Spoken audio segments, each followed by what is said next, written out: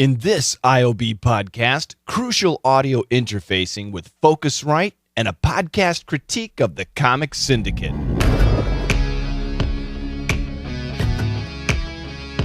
This is the IOB Podcast. I'm your host, Mike, and it's my goal to make your podcast the best. Thank you for listening to another IOB Podcast episode. My name is Mike. Focusrite is a company that brings high-quality audio into your computer. Our voices are analog, and the best microphones are analog. Focusrite takes that analog signal from the microphone and masterfully changes it into digital so our computers can work with it. The device you need, which is what Focusrite makes, is called an audio interface. And if you're not already using one, it's probably going to be the next step you'll want to take on your podcasting journey. I'm super happy to have Dan with us. Let's get the lowdown. Dan Hughley, an audio man from the heart. From working with guitarist sensation Steve Vai, I always want to say Stevie Vai, I don't know why, to interface leader Focusrite. For the past 5 years, Dan's been Focusrite's marketing man. But what is Focusrite? It's a company that allows us podcasters to enter the realm of broadcast quality audio. So you need to know it. Welcome to the IOB Podcast, Dan. It's great to have you. Thanks for having me. It's really great to be here. So Dan, okay, why do I want to stay Stevie Vai? Do people stay Stevie Vai or is it Steve Vai? Are you thinking Stevie Ray Vaughan? I think you're going down. God. I think that's the path. That might be it. Oh, that's so embarrassing. Two amazing guitar players. Steve Vai. Nope, you got two amazing guitar players. Imagine if they were one, how great that would be. Oh my goodness. So how did you hook up with this legend and what did you do with him exactly? Well, you did your research. That's amazing. Thank you. Right out of music school, I followed up for an ad to be an engineer at a guitarist's house. And I showed up for the interview and it's Steve Vai's house. And I showed up in interview clothes, and it was for the second engineer position. His first engineer just put me immediately to work. So here I am thinking I'm showing up for an interview. It was actually my first day on the job. So, it was just one of those, got out of college and needed to make some money. And here he is. He offered me a job. So I worked with him for about a month. That is incredible. It's hard to imagine just like getting out of college and working with somebody who everybody knows. Yeah, and that's the funny thing. Not being a guitar player myself, I wasn't super fazed by it. And I think that bothered him a little bit, that he's just another guy to me. I was just an engineer, engineering sessions for him.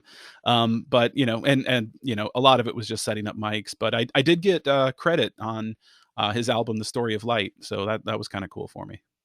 But what a great way to start a professional career, working with somebody who's so sophisticated and so in tune with what audio needs to be. I mean, that's just incredible. Yeah, he has incredible ears.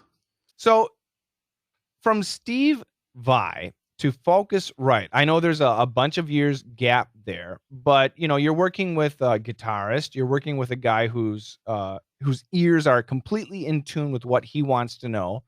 And Focusrite is an IT company. What drew you to Focusrite other than the $1 million contract? It's far from $1 million contract. I was working in a job that I absolutely hated. It wasn't the Steve Vai job. I'm not going to name any names, but I had one really great job followed by a couple of kind of stinkers there.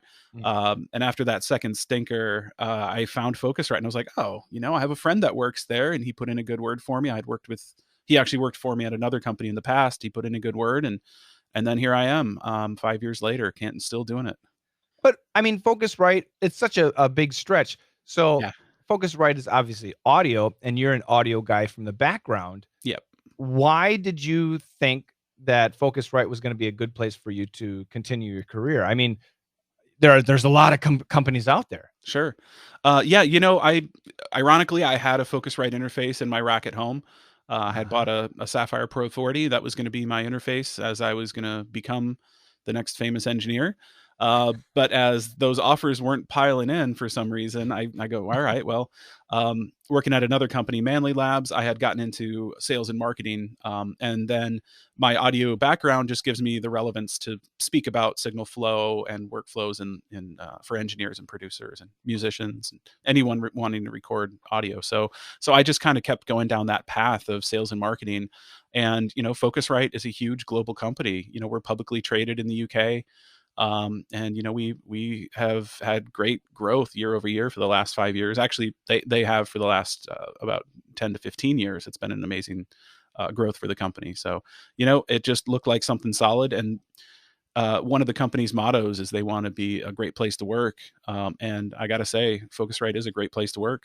Oh, fantastic. You're really pushing the company. I love that. Now, obviously, our focus for our listeners is podcasters who have been doing it a while and are ready to upgrade their game. Now, most podcasters start out with the USB mics, and that's great. Yep, it is. But USB mics, while they're good, sometimes they just don't cut the mustard. Can you talk about that for just a second? I love the term "cut the mustard." You must have stolen that. Did you listen to my podcast? I've used that one a couple of times. That's hilarious.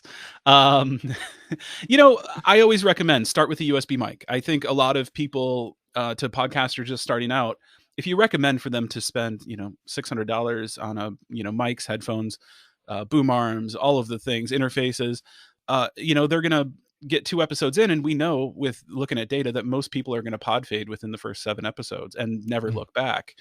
So if you invest less than $100 in a USB mic, you're not out a whole lot, but you're going to really kick yourself if you're, you've made a, $600-700 investment. So, they're good. Yeah, they are good. And they have been improving over the years, but there's a lot of things that USB mics aren't capable of. They're small packages, and everything, all the conversion, the mic pre, everything is built into that small package. And then there's also, you can only use one USB mic at a time. So if you have, 2 or 3 guests in the room, you're going to be sharing a mic, and that's going to be a nightmare for your editor and your mixer. So USB mics are good. But I was on another podcast, actually, it was just a Facebook live stream with an editor, and he was using, I think, a Samson Q2U mic, which he had plugged in both ways. He had it plugged into his Scarlett via XLR, but he also had it plugged in via USB, and that's what he was actually using. And in the midst of it, he goes, "Oh, let's just hear what this sounds like," and it was a night and day difference. Wow. It sounded good, just like you said, they do sound good. But it was like, oh my gosh, that sounds so much better. And I wouldn't have known how much better was possible until he just made that switch, and he didn't change any other settings, which was very cool. So it literally, if you're able to get off the USB standard into a, so to speak, regular microphone, it does bring you into broadcast quality audio. Sure. It could. Yeah. If you have, it's the mic pre's and the conversion that really make you sound great. And we're talking signal flow. So your voice goes into your microphone, into a cable, and then that goes into the mic pre, which amplifies it, and then it's converted from analog to digital, and that's how you get into your computer. So you have to have high quality converters and mic pre's there. And the USB does all of that, but it's such a small package that obviously it's not going to kick out the power that you could get if you wanted broadcast quality. Right. Yeah. You're trying to fit all of those components into, something that's shaped like a handheld microphone. And that makes it really difficult to get all of that into that package. You might as well use an iPhone. Sure. Well, I'll give it a little more credit than an iPhone, but you know what? If an iPhone's what you have, just get started, just get your proof of concept out there. That's exactly right. And I've told everybody, I started with an iPhone, then I moved to I can't remember, an Audio-Technica USB, and then finally I got into the I want to say the word standard. Maybe that's not the right word, but an XLR microphone. And in order to use, so can you please explain what is an XLR microphone? Sure. And why can't we hook that up directly to the computer? Sure. Computers just don't have the capability to plug into an XLR microphone directly. And the XLR, that's just the Audio Engineering Society's standard name for the type of connection between this type of a professional microphone and a professional cable and interface. So it's just the 3-pin connector. So you have holes on one side and you have pins on the other side, and the pins go into the holes. Basically, I guess that's the easy way to explain what an XLR mic is. So, and once again, the USB, obviously it's a USB connection. And if you look at your computer, you've got some really tiny connections, and you've got USB connections, and there's no such thing as an XLR connection. And that's because XLR is an analog standard, while USB is a digital standard. So, our voice is analog. We actually produce a small electronic signal when we speak, and that moves the diaphragm in the microphone, and that goes all the way down the cable into the mic pre. So by the time you get to USB, you've already converted into the digital realm, and you're going into your computer that way. So an audio interface, which is the whole Focusrite situation, that allows you to use the XLR microphone, and then with the interface, switch it into a computer signal that the computer can then utilize. Oh yeah, that's correct. Yeah, absolutely. Yep. And it does a couple other things as well. Also converts it back. One way, an easy way to describe what an audio interface is, a lot of people are familiar with like a sound card in a computer. Right. And coming into a European company, we're based out of London, just outside of London. A lot of people use the word sound card for audio interface in Europe. So I was hearing sound card all the time, and I was getting a little bit confused, like, what's going on here? And finally, I realized sound card equals audio interface. So if you think about it, an audio interface, like the red boxes of Scarlett or Claret or whatever it might be, they're just an external sound card that is better than what computer processors put in, because they just put the basics in your computer for, just good enough. And gamers will tell you that good enough isn't good enough. And podcasters will tell you as well that for what they're doing, that's not the way to go. It sounds like a really expensive thing though, right? Audio interfaces? No, you can get them. The least expensive Scarlett interface we make is about $120. Of course, though, any interface ranges up into the thousands depending on what you're trying to do with it. But I would say for most podcasters, having 1 to 4 people on the show, somewhere between $100 and $700 or $800, if you're getting into like a Rodecaster or something, is really all you need. Oh my God! And if you're actually doing 3 or 4 people on a podcast, that's a lot. I always discourage anything more than 4. We do have 8 microphone options, and we could go up to 24 if you want to talk about that. But oh my God, yeah, good luck producing and mixing and engineering that show. Okay, wait a minute, 24? Oh sure, yeah, we can get you. Well, I mean, yeah, we can get up into the hundreds of channels, but for most podcasters, you don't need to do that. And I don't mean to get too technical for our listeners, but let's go back to 24. Sure. Would that be 24 tracks? I mean, individual channels? Yep, absolutely. Yeah. Every one of our audio interfaces is capable of multi-tracking. So that means when you record into whatever software you're using, whether it's something like Hindenburg, which is what I use, or a lot of people use Audacity, GarageBand, it'll go into separate tracks in each one of those, so you can edit them separately, and which is absolutely essential, but that's also a lot of work. Yeah. No, it's not really, not for the interface. No, that's kind of what it does. It keeps every channel independent. And that's one of the big differences between an audio interface and a mixer, is a mixer will send a stereo signal into your computer software, into your DAW. So it's already mixed. And you don't have, if I were to sneeze or cough, and you're saying something brilliant, then your brilliance is gone because I sneezed, or you're going to have a sneeze on top of your brilliance. So, it all it takes is me moving my very noisy chair, which I'm doing my very best not to do at this point. But if I were to do that while you're talking, it's just going to sound bad. So you can kind of edit it out of just my track and then keep yours the way it is.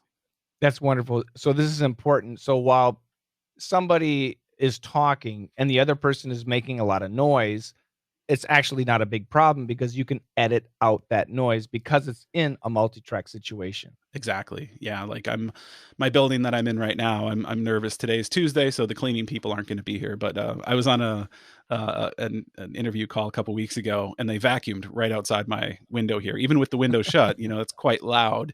Sure. So I did my best to keep myself muted, but some of that probably was picked up.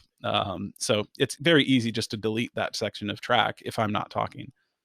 And that's going to add so much quality to any podcast or any type of audio situation. Exactly. Okay, so in my house, Mm-hmm. I have, I think, 3 different Focusrite products. Nice. And what I have in front of me is the 2i2 multi-track. Mm-hmm. And it's just, I've just hooked up my microphone, and that's it. Is this the, so to speak, ultimate or the beginner's stage for a podcaster if they're choosing an audio interface?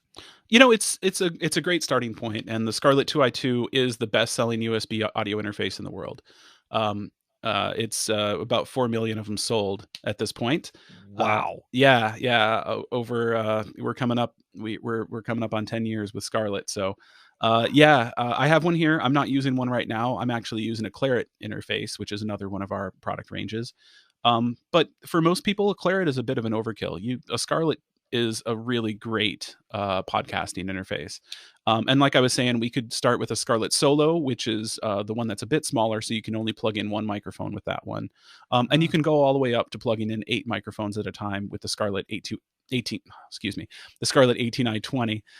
But and then you can expand that using some optical connections and but like I was saying before, usually the only ones I recommend for podcasters are the 2i2 and the 18i8.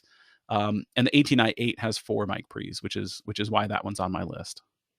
Okay, so that makes a lot of sense because, for example, and I don't think a lot of our listeners are, so to speak, Joe Rogan-esque, but I've seen him with 3 and 4 guests, Exactly. and that would probably be an ultimate solution for him. Exactly. Yeah. He has his solution. He has a lot of mic pre's. I think he can have up to 8 people in the room with him, just by looking at what he has on his desk. But yeah, I don't really suggest more than 4 people in one room, just because of noise of people shuffling papers and moving around and things like that. So yeah, 4 mics is really kind of the max, unless you're getting into audio dramas where you're having multiple characters in multiple rooms at the same time. But yeah, for most podcasters, either the 2 inputs for the Scarlett 2i2 are great, or the 4 for the 18i20. And even with audio dramas, a lot of times they don't actually record together. They're separate. So you don't really have to worry about that, correct? Yeah, exactly. That's a really good point. I just try to think of all of the different scenarios that are out there. I have seen shows that have more than 4 people at a time, and bless that person that edits that. Okay, so let me give you a nightmare situation. I have a nice blue Yeti, which obviously is a USB mic. And okay, I'm gonna up my game, and I get what do I have? What is that? PR40? Does that sound right? Hey, look at that. We're using the same microphone. I love. Okay, that's what I'm using right now. That's right. Yeah. So the PR40 is an XLR mic. It's a dynamic mic, correct? Correct. It is. And the USB, regardless of what it is, they're completely different connections. So can I use my Blue Yeti and my PR40 into the computer at the same time and record a podcast? Is that type of thing going to work? And this is a complicated question, but people generally are going to upgrade from a USB to an XLR, and they might want to use both. Is that going to work? I think the Yeti Pro has an XLR connection on it as well, but in general, the Blue Yeti does not. So no, the way computers work, it'll only recognize one USB interface at a time. You can only select one at a time. Okay, so if you have a USB and an XLR mic, you're going to have to make a choice. You're going to have to choose either USB or the, so to speak, Focusrite route into your computer. Is that correct? Sure. Yeah. And it's not just Focusrite. It's any audio interface. Even if you're using a Zoom recorder, sound devices, a Rodecaster, whatever it is. Yeah. You'd have to up your game to XLR microphones at that point. So just as an IT question, is Focusrite, would they ever consider adding a USB connection to their devices, or are you guys going to stick straight with the high quality microphone connections? I can't comment on the roadmap of us, but I don't see something like that. You'd have to get into thinking, we have analog devices that, or we have devices that um, convert from analog to digital. You're already in the digital realm, so I'm not technical enough to know what happens if you plug a USB mic into an analog audio interface, if it would combine the digital signals. I don't know how that would work, but that's something I could bring up with our product team. It was just purely out of curiosity. Yeah, that's So interesting. So when it comes to XLR mics, Mhm. there's a huge range of pricing, and I know this is not Focusrite's business, Sure. but let's just go at a price range, and obviously the PR40 that you and I are using, that's in the $300 to $400 range. Yeah. What's a starting XLR mic if somebody wants to get into it and they have to convert all their microphones into this Focusrite situation XLR? If you want to get, so to speak, a low end XLR microphone to work nicely with the Focusrite, what price range are we looking at, Dan? I hate to say this, but I don't really pay attention to the price ranges. I've had my PR40 for so long that I just absolutely love it. I do have a Shure SM7B, which gets you up closer to the $400 range. But on the other side, MXL makes some really great budget microphones. If you've not heard of them, they have one. I think it's the BDS1, which I have, which is a great dynamic broadcast mic. And I've alternated between the three. I've just been stuck on the PR40 for a while. I like the sound of it.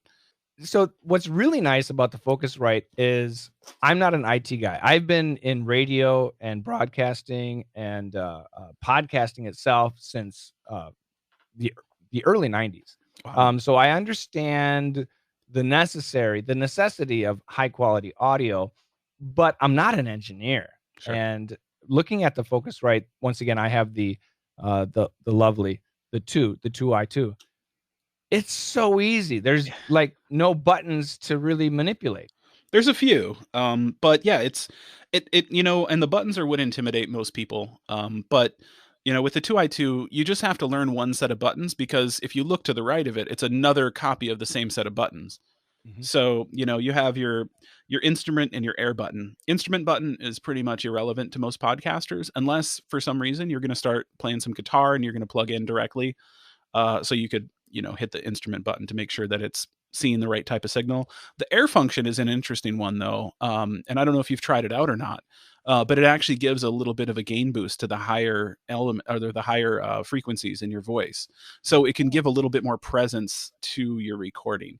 So yeah, that's something that some podcasters use. Sometimes I alternate between using it and not. But most of my conversations are Zoom calls, because working from home, I basically live in Zoom these days. But Right. The other buttons that you really need to know: 48 volt. If you're using a condenser mic, that's your phantom power, so you have to power that on if you're using a condenser mic. Dynamic mics don't need it, with the caveat of, if you're using a cloud lifter or any type of gain booster in between, you do need that 48 volt powered, so that it powers that external mic pre. And what that is, to back up just a little bit, is the SM7B and a lot of dynamic mics are very gain hungry. The PR40, Which means they need a lot of power. They need a lot of power. They require over 60 dB or decibels of gain. Sometimes it's just bad mic technique, though. I'm guilty of this a lot, because when I'm on a Zoom call, I have my microphone down out of the way so I can see the camera, or the people can see me. But right now I'm actually using decent mic technique, where I have the mic right in front of my face, and I'm not moving from a good mic position. Bad mic position. Basically lips to the mic. Basically, yeah, I'm very close to the mic. So just to try to get that good sound. But a lot of new podcasters fall into the trap of wanting to look good on camera. And sorry, but that's just not what it's about. It's going to be very expensive if you want to do that. If you want to have the low profile boom arms that come up instead of down, those are quite expensive. And yeah, you just have to have good mic technique no matter what you look like on camera. People will just have to get over the fact that you're using real professional equipment. And you know what? That's when it comes to podcasting, the essence of podcasting is audio. So go ahead and show off your microphone, right? Exactly. Yeah. Show that you have this beautiful, like, I love this black and gold microphone. And to get back to my point about the cloud lifter, I generally use that for meetings because I'm using poor mic technique.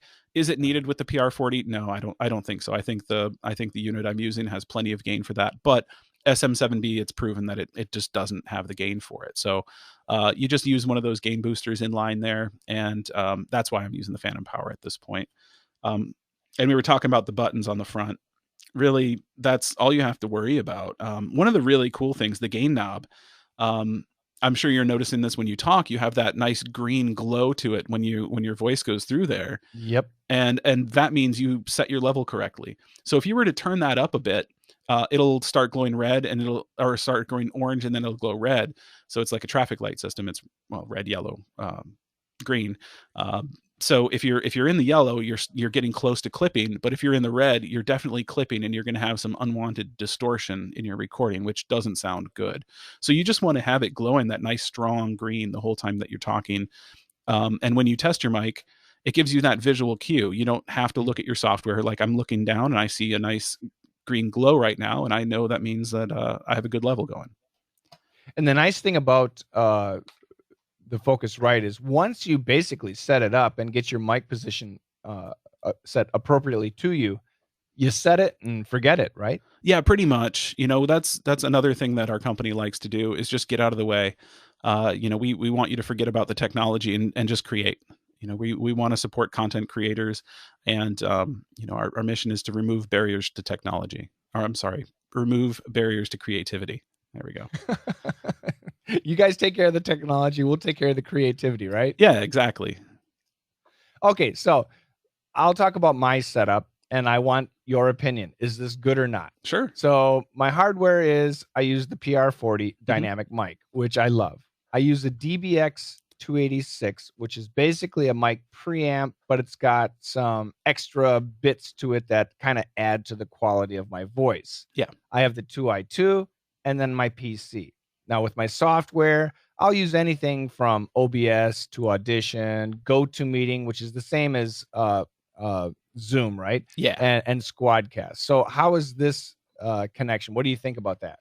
That's a really great one. And I think for professional podcasters, it's very typical. I hear a lot about the DBX 286, and that could be in place of a gain booster as well. It's just a more fancy version that gives you a bit more control than just plugging in and going. So yeah, really, really nice stuff that you have there. And I'll tell you what, I at our radio station, we actually have DBX 286S's, and I was really happy to see that. I just moved to a different part of the United States, into Vermont, and they have these in our studio. And I'm like, oh yeah, this is what I know. But the problem is, with the DBX 286 is you also have to kind of set it to each user. But in my opinion, once you set it, you can forget it. And then I just have a really nice flow. And I haven't done this, but I'm considering trying it, using home recordings and putting them out on the air and the radio. I think it's going to sound the same. What do you think? Yeah, I would agree with that. I think it would sound very similar. Yeah, because the technology you're recording into, the OBS, Audition, GoToMeeting, or Squadcast, or Zoom, or whatever it is, it's supposed to be transparent. When you get the recordings back from things like Zoom and Skype, and I'm not sure about GoToMeeting, but you have a lot of compression, and Right. it's the recordings. The live sound is good. The live sound is good, and Squadcast On a phone call. Yeah, on a phone call, it does exactly what it's meant to do. But that's what it's meant to do. It was never meant Zoom and Skype. They were never meant for podcasters. They were never designed for that.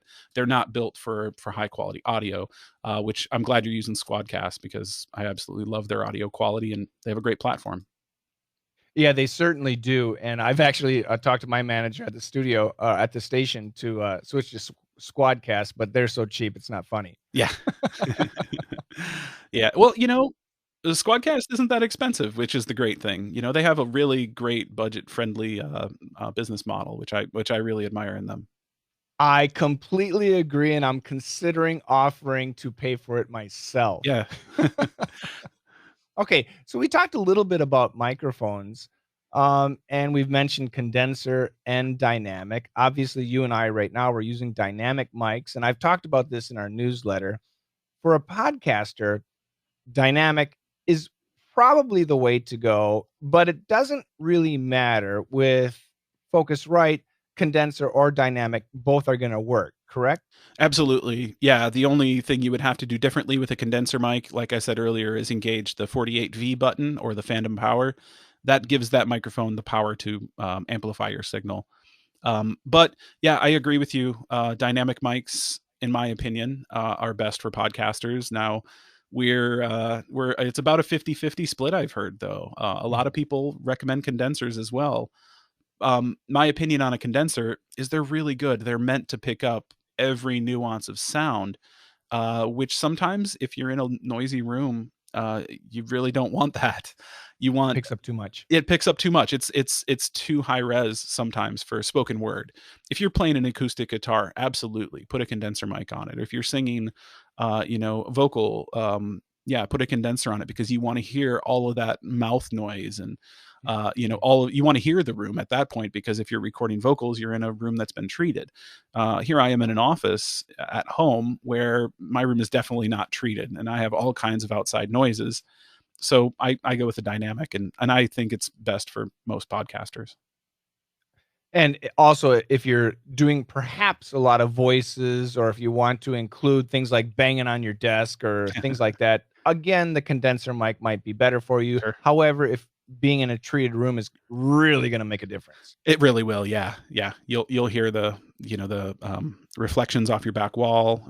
You'll hear all of that with a condenser mic. Dynamics generally have a pretty tight pattern where it'll have rear rejection, which means you won't hear anything that's spoken on the opposite side. So if you're 180 degrees away from the front of the mic, a lot of that will be picked up very, very, very low or not at all. And that's perfect for interviews or if you have partners. Exactly. It is. Okay, so Focusrite, you've got the Sapphire, which my wife has. Nice. We've got the Claret, which is the red one, right? That's what I have, right? You have the Scarlet. Oh, I'm sorry, the Scarlet. Okay. Yep. And is there a Claret? There is. Yeah, that's what I'm using.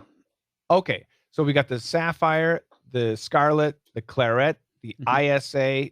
Can you just give us a basic rundown on what these are? Sure. Sapphire, that one's actually discontinued at this point. It was replaced, I believe, by Claret when Claret came out in the first iteration. But Sapphire Pro 40 was where I first started, which was amazing. I absolutely loved my Sapphire Pro 40 and only recently got rid of it. So yeah, I Sapphire is before my time at Focusrite. I know there were 3 or 4 different products in that range, but yeah, I can only speak to the Pro 40 that I had, which was the 8-channel. But yes, going up in order there, the Claret, we just launched Claret Plus, which is a brand new range of Claret. Much wider dynamic range, much quieter. What does that mean? Dynamic range is how much you can hear. So I'm blanking on the number of decibels that you can hear, but it's from 0 to 126, I believe, which the previous iteration, I think, hit 120. So you get 6 more decibels. And in decibel terms, every 6 decibels, you double your sound. So you get even more resolution. So you can hear more of your dynamic range in your voice. For podcasts, so if you normalize, it's going to sound even better. Right. For podcasters, that might not be as necessary as someone, because, we're talking in a very even frequency base when we're speaking. But if you're all over the place with vocals, if you have, bass in there, you have drums in there and guitars, that makes a big difference. So that's the reason I have a Claret on my desk, is I listen to music all day and I want to hear it in as high resolution as possible. But that being said, the mic pre on the new Claret is also a little less noisy, which, it was also like 0.01. Now it's 0.001 or something like that. So it's it was quiet and now it's very quiet. ISA is our premium line of just microphone preamps. They don't have any converters. They're only microphone preamps. So with an ISA, that's our heritage pre's. They go back to our days when George Martin helped found our company back in the 80s. So, we're still using that sound. And I'm actually in the market to buy an ISA 1 to put on my desk here. Plug that into my Claret interface, and that'll up my game a little even more. It'll give me more control over my voice, and just better response overall. So Dan, you're considering upgrading to the ISA, which is a big upgrade. Yeah. And you're going to plug it into your Claret? Yeah, because you need something to get it into the computer. The ISA does not have conversion built into it, so you would have to plug that into an audio interface. And are you playing any instruments, or is it just your voice? Just my voice. The ISA 1 is great for voiceover, great for podcasting. It's really going to up my Zoom calls, which is mostly what I do. But eventually, I'll get back into my own podcast, so I'll need some better mic pre's. Okay, so I think I got a pretty good outline here. Basically, if you're starting out and you're ready to upgrade, 2i2 is a great place to get going. And then Scarlett is the best-selling range of audio interfaces in the world. Like I said earlier, over 4 million sold to date in the last 10 years. You can find those absolutely everywhere.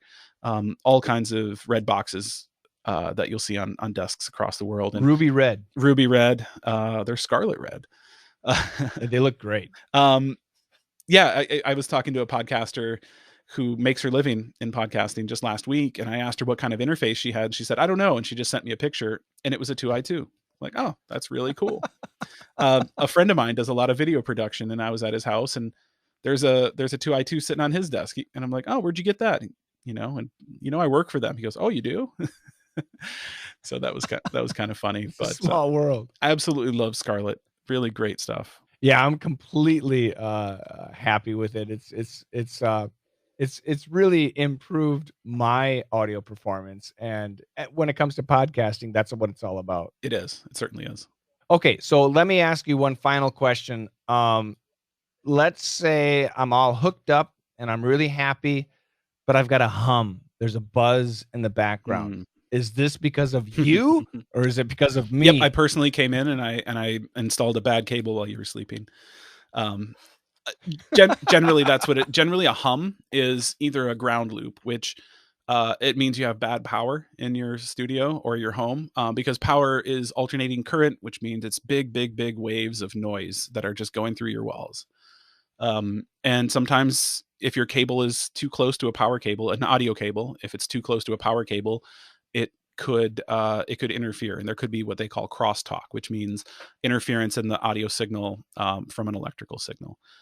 So one of the ways to avoid that is use is it a ground lifter? I believe it is, to plug in so you're not grounding out. Another thing, you could use a power conditioner, but in most people, it's honestly just make sure your cable connections are tight and make sure that you have good cables. Always have a spare cable, which is really important, because you never know. You could a pin could break on the inside of the cable, and there's nothing you can do unless you want to solder it together, which I've given up on that. I've made all of my own audio cables, and I have a huge box of them now, so I don't need to make my own anymore. But you're truly an audio engineer. Hey, they taught that in school. It was a whole chapter, and I thought I was going to make it big like my friends and just start selling cables.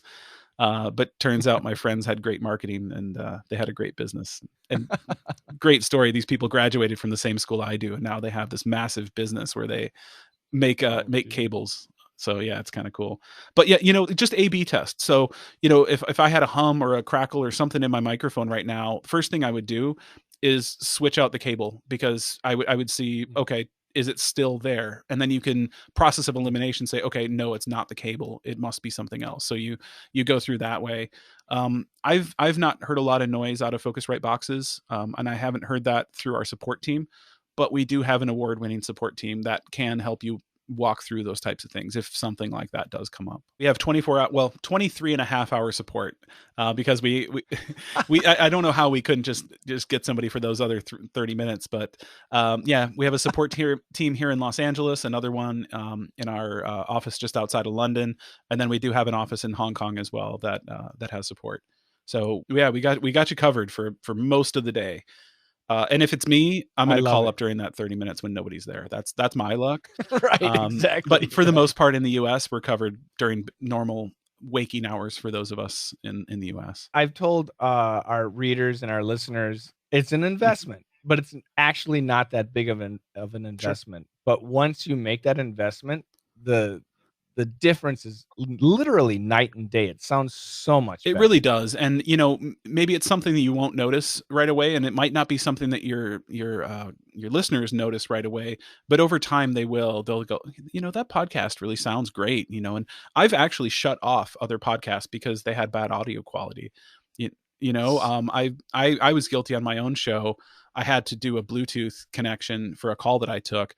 It just sounded awful. So I had to do a disclaimer at the front and say, look, I had to use Bluetooth for this, and it just didn't sound good. But that doesn't mean Bluetooth sounds poor. It just means in that particular interface, which was not a Focusrite interface that I was using, it didn't sound good.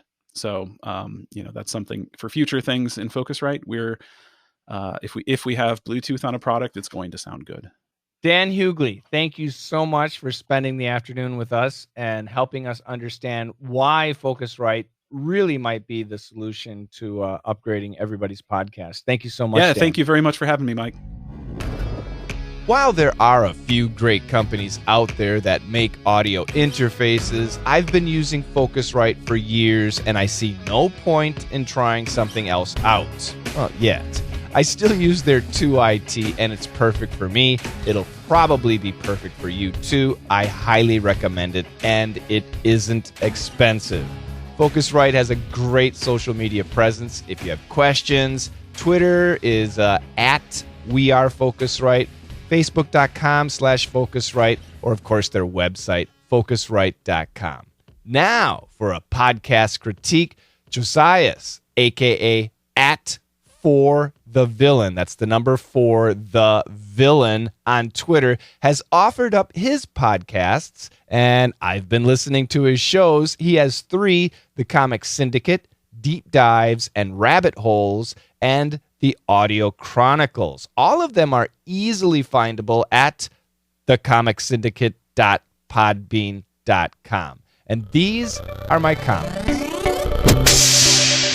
Josais, I liked your podcast. They're very good. They're also very interesting. But once again, this is about format, so I really liked it. Your intro format was nice. It's a bit long, but that's not necessarily bad. So if you listen to my podcast, my intro is like 2 seconds, and then I got some music, and then I got the title, and then I get into the podcast. In your case, the only problem I kind of had was the consistency of your intro. So sometimes your intro was like over a minute, and sometimes it was very short. So I do recommend keeping that taste of what's to come. That taste of what's to come. Try and keep it consistent. Then put the music in there, and then start the podcast. Try and be consistent in that situation. Does that make sense? Now, obviously, Josais, the Eminem music is a no-go. That's a copyright problem, and so that needs to be changed. Fortunately, since we're choosing you, maybe you can work with TJ and create something similar or even cooler. I hope that's the case.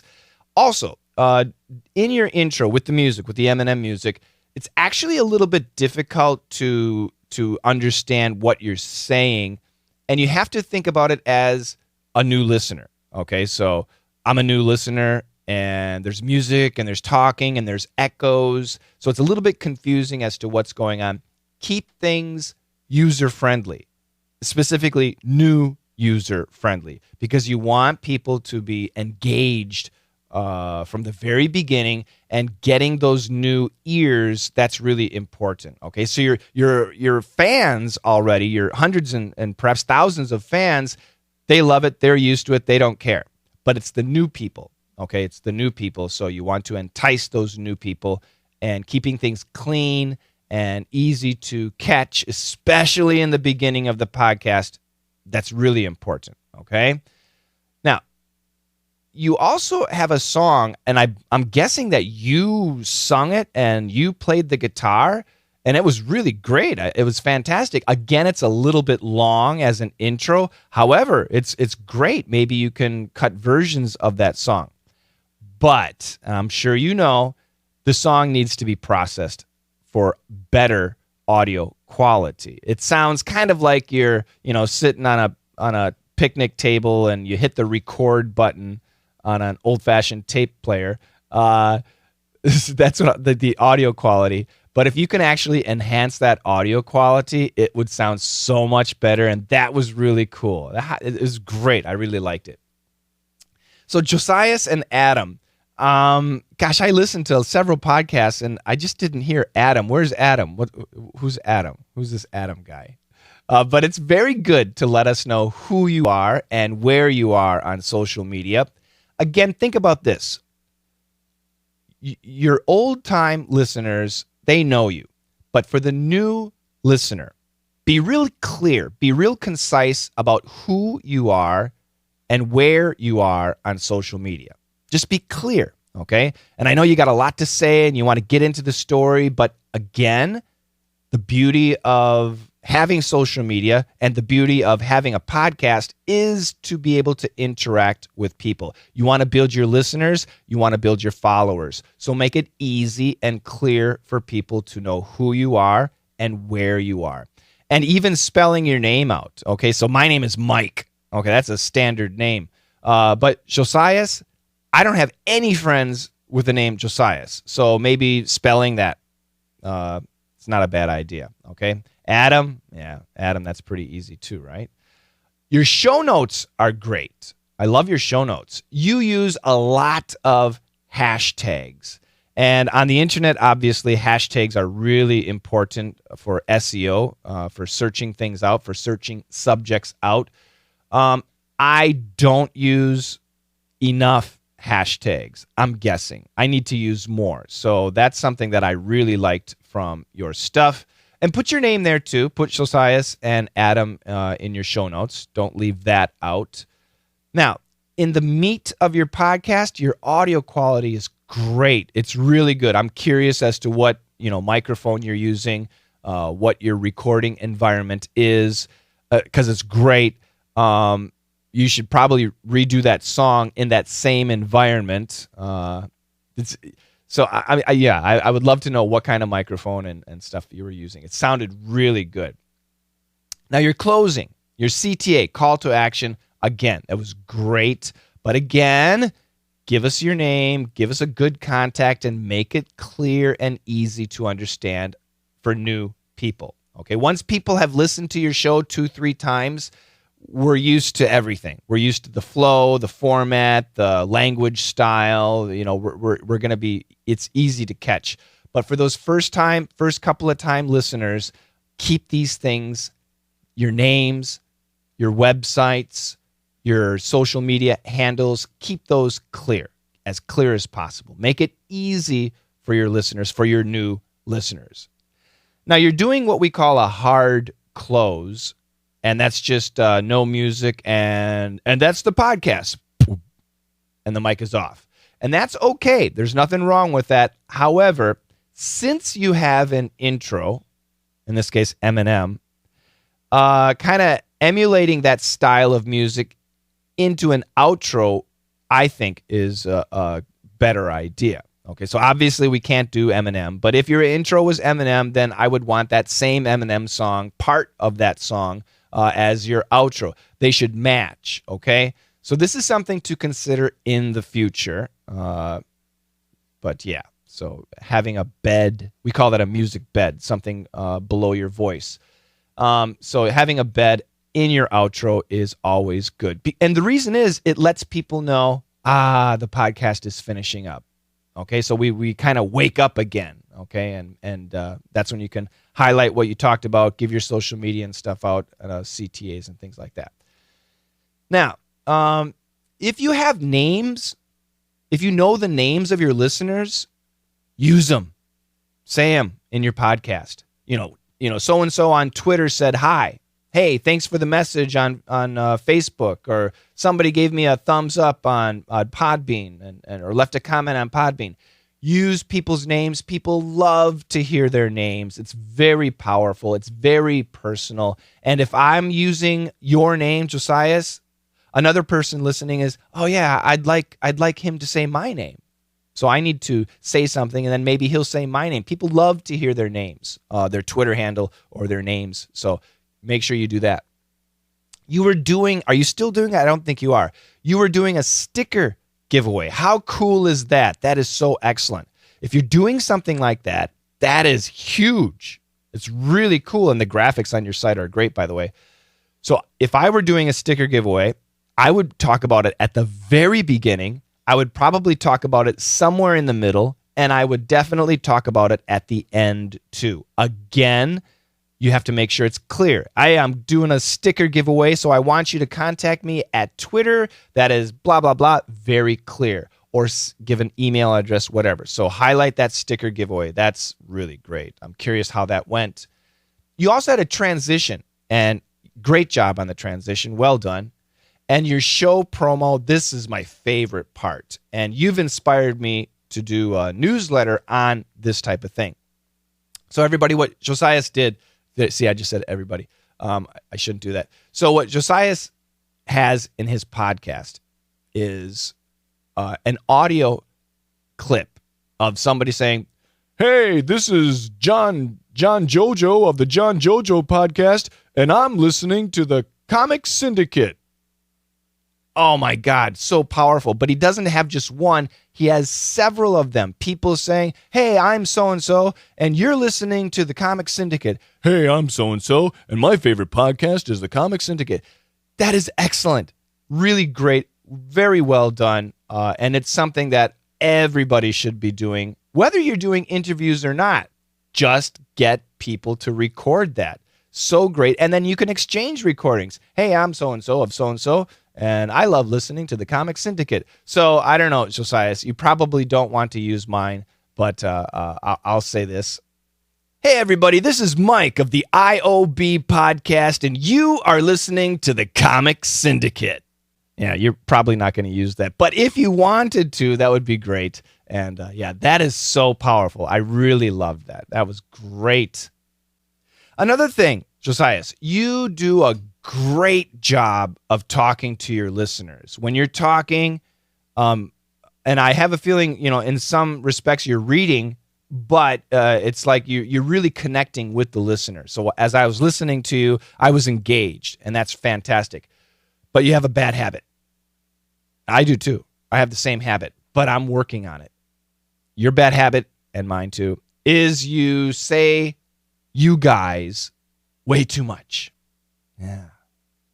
So the essence of radio and the essence of podcasting, the beauty of this is I'm just a regular guy and I'm sharing something with you. Now, obviously, we're sharing it to many people, hopefully hundreds, hopefully thousands, right?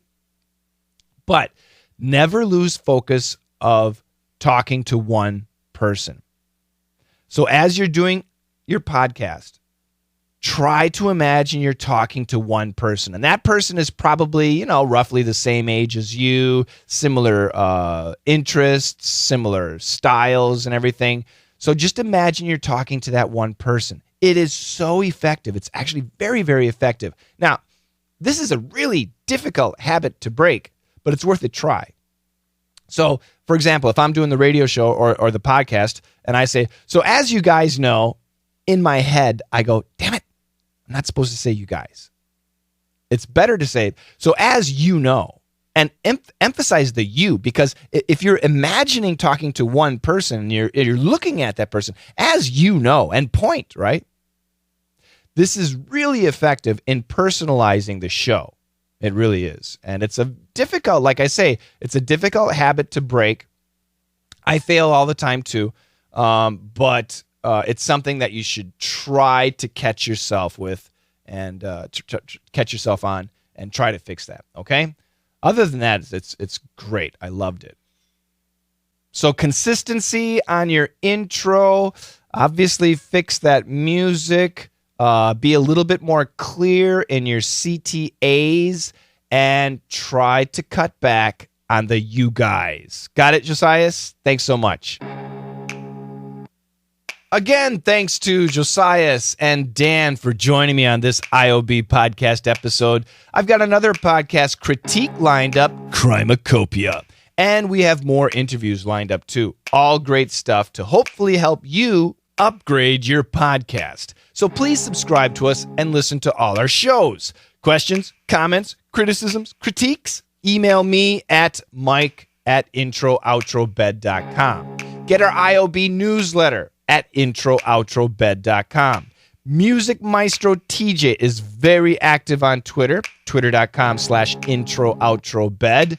And of course, our offer stands. Submit your podcast to us for a format critique. If we choose you, TJ will be more than happy to make a free custom-made intro just for you and your show. And TJ is great at a huge variety of genres. So, don't be afraid to ask.